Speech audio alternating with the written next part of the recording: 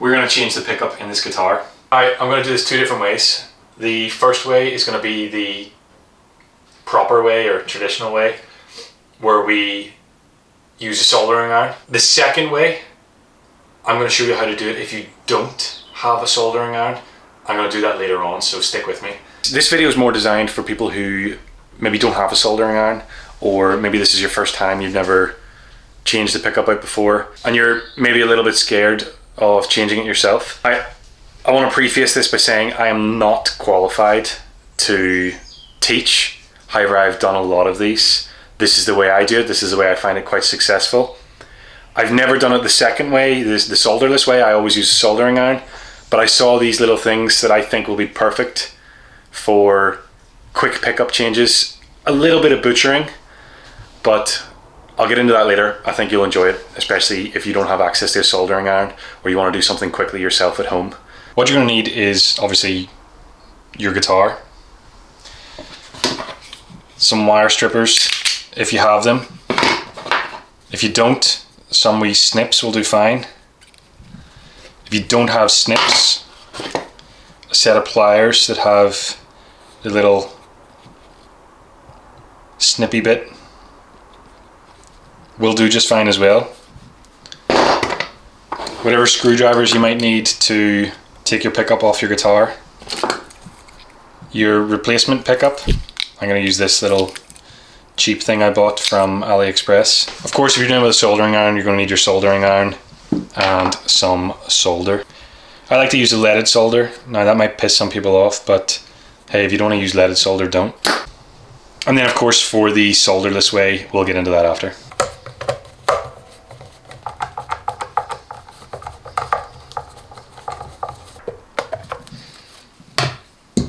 This guitar has a very simple setup. Obviously it's one pickup and then one volume pot and one tone pot. I don't want to be patronizing, but if you don't know which is your tone pot and which is your volume pot, the easiest way you can tell is look for the capacitor, and that'll show you the tone pot. Now the volume sometimes might have a little capacitor, but we'll not get into that now. Now depending on what guitar you have, you might have 2 volumes, 1 tone, you might have 1 volume, 2 tones. Again, it just depends on the guitar.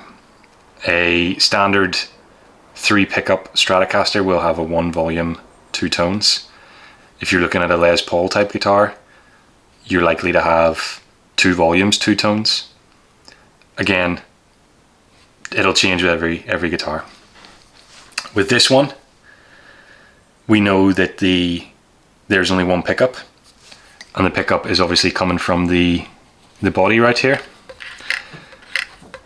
So we can see another black wire from the body right, from the hole here, this black wire coming and going to the top of the tone pot. That's the ground wire that'll be connected to our bridge. We can just ignore that and leave that in place. The wire we're interested in here is this green wire, which is the pickup. And we have the ground wire going to the top of the volume pot, and then we have the live wire for the pickup going into this lug here on the volume pot. Now if you have 2 pickups, you can always take the cover off the pickup and start removing it from the body first to see what color the wire is, so you know which pickup you're wanting to remove. You can see the pickup in the guitar. This humbucker only has 2 wires coming out of it. This one, quite a few more. So we have the white and red, which they've already tied together. We have the green and the bare, which they've already tied together. And then we have a black. Now each pickup's going to be different. If you Google search whatever pickup you have, you're putting it in, you should be able to figure out what each one does. I know the bare wire is generally always going to be the ground. So the green and bare are our ground here. So that is going to replace directly this bare ground wire here going to the top of the volume pot. The red and white in this case is going to be the coil split, because we have the 2 different coils here, and it obviously has an option to split between the coils. We're not going to do anything with that, so what I'm going to do is I'm just going to tape that off. The black wire then leaves us as our live wire, and that's going to replace this white one here on the lug of the volume pot. I'm not going to cut the wire, I'm just going to grab it with my snips. And I'm just going to hold on the solder here until it melts enough that I can just pull this wire free. If you have a set of long nose pliers, it would be better than using snips in case you cut your cable by accident. But if you do something like this and you cut your wire by accident, don't worry, it's not the end of the world. Like that there. And then same again, we're just going to heat up this lug and remove this pickup live wire. Now, if you can see here, hopefully it's in focus, there is another wire going into this, which is connecting the two lugs here between your volume and tone pot. If that pops out, we're going to want to solder it back in, but don't worry about it too much now. We can do that whenever we're soldering the new pickup in. There you go, and as you can see, that other one stayed in. The next stage is as simple as unscrewing whatever might be holding your pickup in.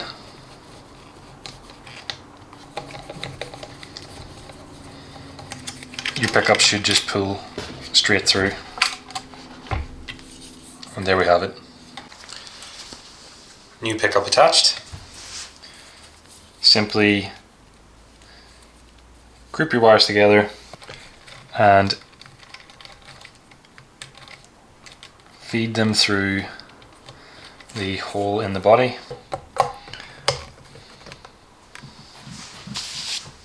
We've got our pickup pushed through. I will tape off the red and white like I said. Okay, hopefully my fingers don't get in the way here too much. First thing I'm going to do is put a bit of solder on the tip of my soldering iron. And I'm just going to add some of that to the two wires that I'm going to be soldering here. Don't need too much, just a little bit. Now, the lug we're soldering to here already has solder on it, so we're just going to touch it to heat it up. And when it's heated, I'm going to try to push this black wire through the hole of the lug while the solder is melted. There we go, it's through. Let the solder dry, and that's it connected. Now I'm going to do the same here. I'm going to melt some of this solder. I find the solder on top of the potentiometers can be quite difficult to melt sometimes. So if that's the case, what you want to do is get your solder, touch it on the pot, hold your soldering iron down, hold it down to melt the solder, get your ground wire and put it on, and there we go. We've made a new solder joint on the pot. Doesn't look as pretty as it would if we'd used the old solder. However, it's done the job. Now if you want to test what you've done before you commit to stringing it up, all you have to do is get your amp, plug it in, make sure your volume's turned up full, take a screwdriver and just tap. And you want to tap both the top and bottom, both coils. If it's a humbucker, you want to tap both coils so you know they're both working. And you can even change the tone as well if you've done something with the tone to test the tones working. So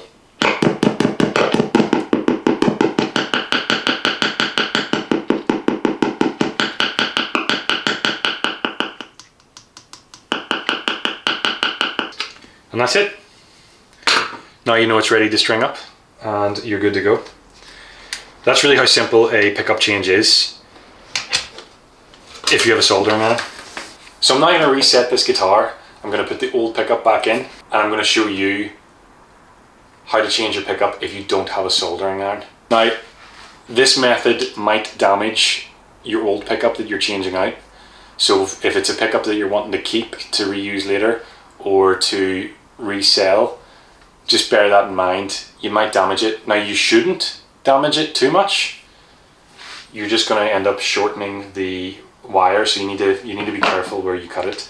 I'll talk about that a bit more when I'm actually doing it. The guitar is back to standard, and we're now going to swap the pickup for this one again, this time with no soldering iron. We'll leave the pickup in place for now. Let's flip the guitar over and go back to our cavity.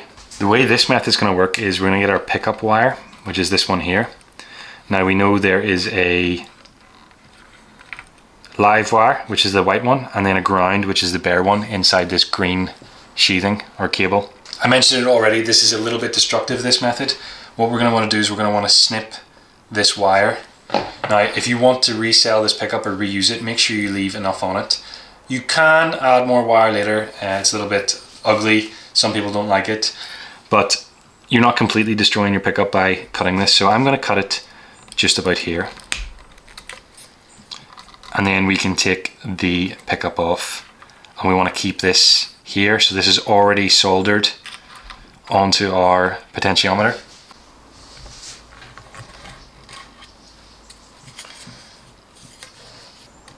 And once again we put the new pickup in.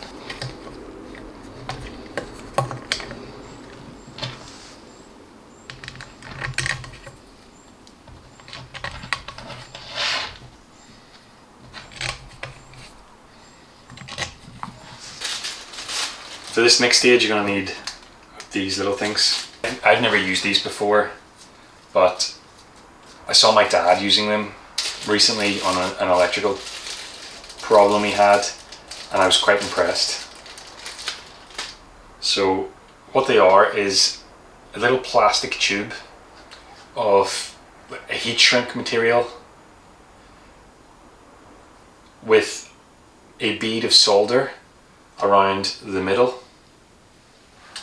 And what you do is you put the two bare cables in either side. You don't need to twist them in the middle. You put one in one side, you put the other in the other side, and you heat it up with a heat gun or a hot hairdryer. It'll melt the solder inside around the two wires and also heat shrink the plastic material around them, protecting them. I thought it was a really clever idea for connecting wires. I've seen a lot of people connect wires with crocodile clips, or I don't know what you call them, the wee blue plastic clips that push together. And although that would work the same way for this here, I've never seen these being used on a guitar, and I thought this would be really good for people who want to quickly change their pickups out on their own personal guitar and they don't have a soldering iron, or maybe you've never done it before. So that's why I thought I would make this video and I would test it out myself. I think you can get them on Amazon.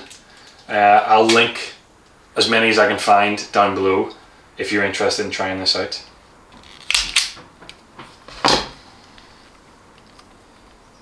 What I'm going to do here is I'm actually going to strip this green wire further down. I want them a wee bit longer. As you can see, this is quite long. You know, I want them to come right up into the middle there, a little bit longer. And I'm guessing if you don't have a soldering iron, you probably don't have wire strippers.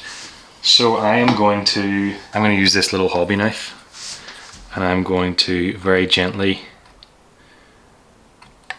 strip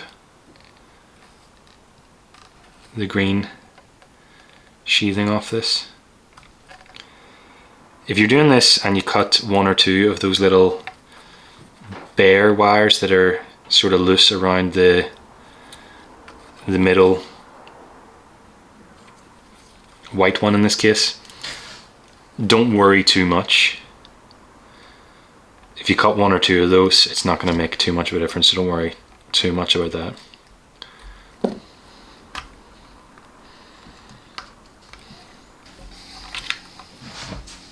So we have the same as we had earlier. We have the ground wire and we have our live wire. Now the same scenario goes here. We need to strip this. I already showed you we can do it with a knife, so I'm going to be lazy and I'm going to strip it with the wire strippers. We get our pickup wires. So same deal as before. Red and white are going to get taped off in this scenario. Yours may be different. Black is going to go to white in this case, and our green and bare are going to go to the bare here. Got a hairdryer to try. let's do the ground first. So let's put this in here, push it through as well. Obviously we won't both them past the middle where the solder is.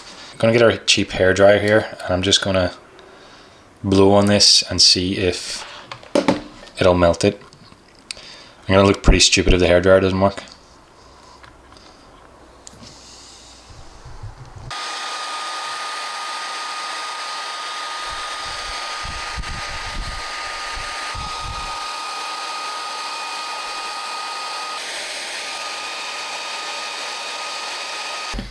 Well, it shrunk it a little bit, but only on this one side here.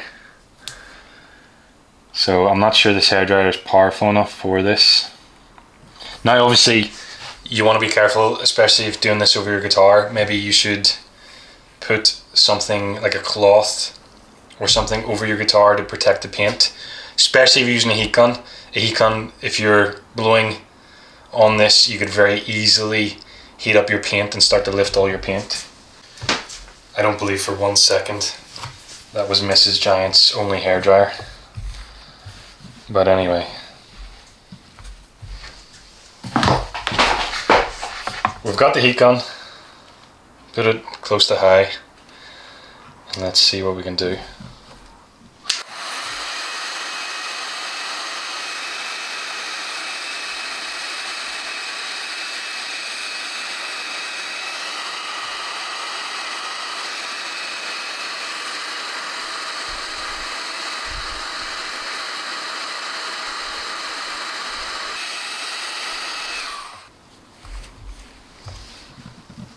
Well, that got quite smoky there, but now the connection's done, it's actually, I'm really pulling it there. That's solid connection. I would just be really scared that I'm going to damage something underneath or on the guitar or the paintwork doing it this way, if I'm honest with you. I think if you're considering doing it this way, you need to be super careful. Now, like I said, I never tried this before, so it was a bit of an experiment for me as well. That's why I like doing these videos, because it means if it doesn't work out, I get to try it and you don't have to. So I should point out, you could twist these two cables that we want to connect together really tight, wrap it with electrical tape and call it a day at that. I have seen people doing it that way. I don't like to do that way. It's not the strongest connection. This connection will actually be stronger because there is, even though it's solderless in the sense of we're not using a soldering iron, there is a bead of solder inside here. So let's do this second one and we'll see if we get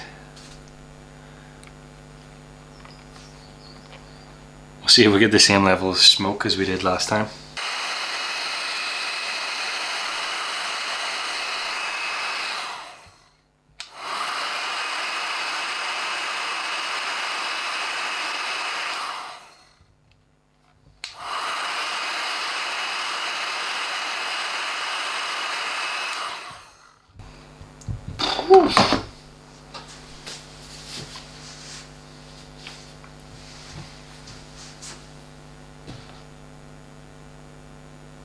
Are these meant to be used this way? That seems like a lot of smoke. Maybe I'm doing this wrong.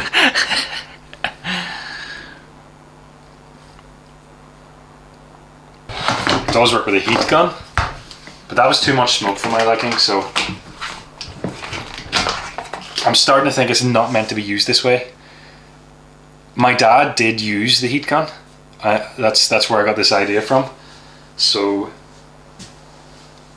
I mean, yeah, we're gonna leave this here as it is with the heat gun attempt. I'm gonna put the cavity cover back on. Let's test.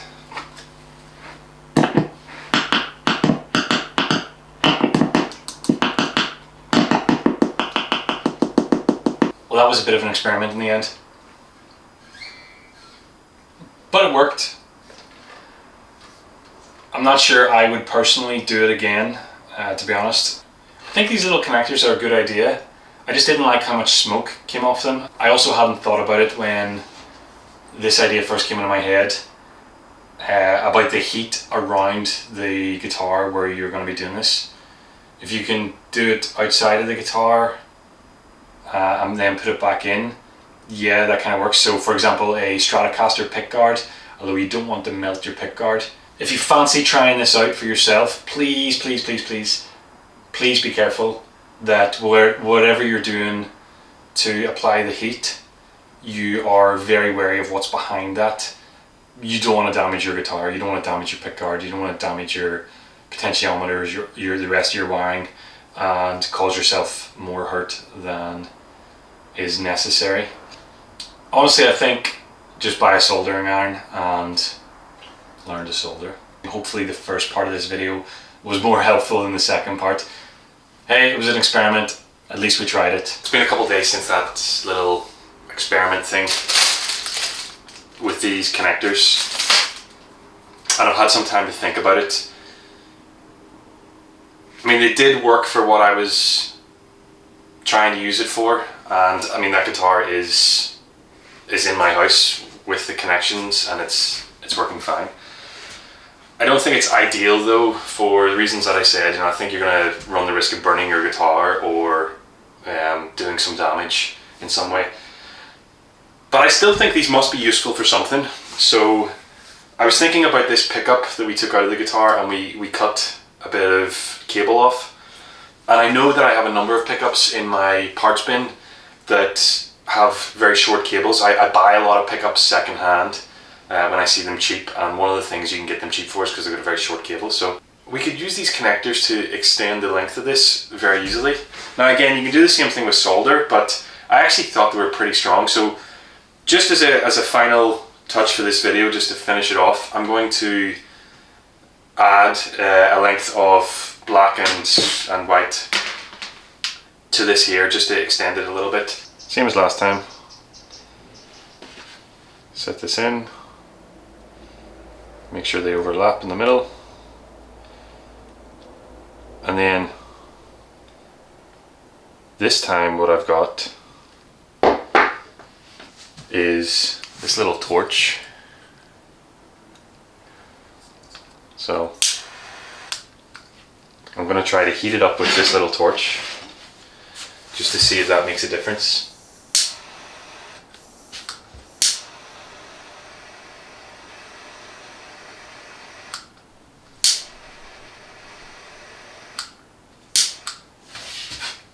Oh, I actually set it on fire.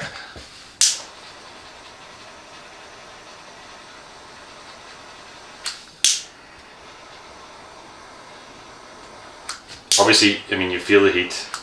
You don't have to actually light it on fire. But that has worked quite nicely. I'm pulling quite hard on that. The only thing that happened there was this little sheath moved, the black. But that's not going anywhere. So then for the second side we just do the same thing.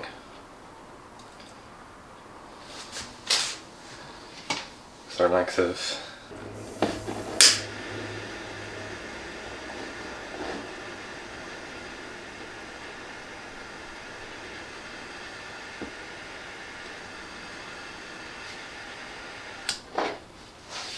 Of course you can still do this with the heat gun. I just had this little torch lying around, I thought I wanted to try it. And you know that actually wasn't nearly as much smoke as the heat gun gave off.